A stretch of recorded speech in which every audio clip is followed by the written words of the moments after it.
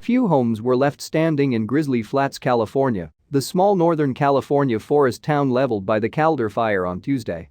Streets in the town of about 1,200 people were littered with downed power lines and poles.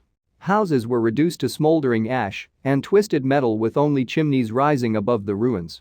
A post office and elementary school were also destroyed. 2 people were in the hospital with serious injuries. Thousands more structures still lay in the path of the fast-moving fire. On Wednesday morning, the blaze was 0% contained, with crews desperately working to contain the damage. The destruction in Grizzly Flats came as dangerously dry and windy weather continued to fuel huge blazes across the American West and prompted the nation's largest utility to begin shutting off power to tens of thousands of customers. Whipped by the winds, the Caldor fire exhibited extreme behavior as it tore through Dorado County, exploding in size between Monday and Wednesday morning to more than 53,770 acres. The fire has grown. It is spreading quickly, Chris Vestal, a public information officer on the fire, said on Tuesday, noting that the fire had grown so quickly that it was outpacing the department's ability to document it. Officials at a community meeting on Tuesday evening said there weren't enough resources on the ground to effectively battle the blaze, as crews were stretched thin fighting more than 100 fires burning in the West. Only 242 personnel were battling the fire as of Tuesday night, but Wednesday's incident report said additional resources were arriving on the fire. The rapidly changing complexity and immediate needs of the incident have prevented assessing the quantity of resources, resulting in no reported changes to the documented numbers, the report said. Derek Shaves and Tracy Jackson were helping their friends salvage food and other supplies from the Grizzly Pub Grub, a business in the evacuation zone that wasn't touched by the blaze.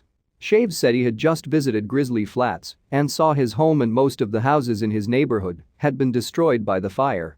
"It's a pile of ash," he said.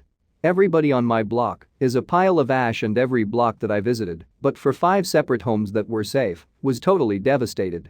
There are 104 large fires burning in the U.S., according to the National Interagency Fire Center, and they have already torched more than 2.4 million acres.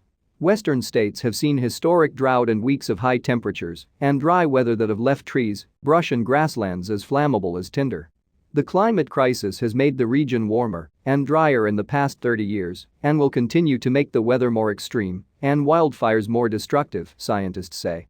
11 of the blazes are burning in California, where the area burned by fires is outpacing last year's. More than 4.2 acres burned in the state in 2020, but the total acreage burned this year is 40% higher than at this time last year. The Dixie fire, the largest single fire in California history, gained even more ground in recent days, swelling to more than 635,700 acres in the northern Sierra Nevada and southern Cascades. It was 33% contained by Wednesday morning, a small bump from the previous night. The town of Susanville, population about 18,000, had been under threat from the fire, but by Wednesday morning officials said a resource-heavy firefight had spared the town. The flames came within 8 miles of the community, which had previously served as an evacuation refuge for those who had already fled the behemoth blaze.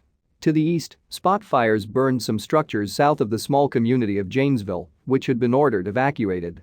But a surge of firefighters was able to herd the fire around the majority of the town, said Mark Brunton, an operations section chief.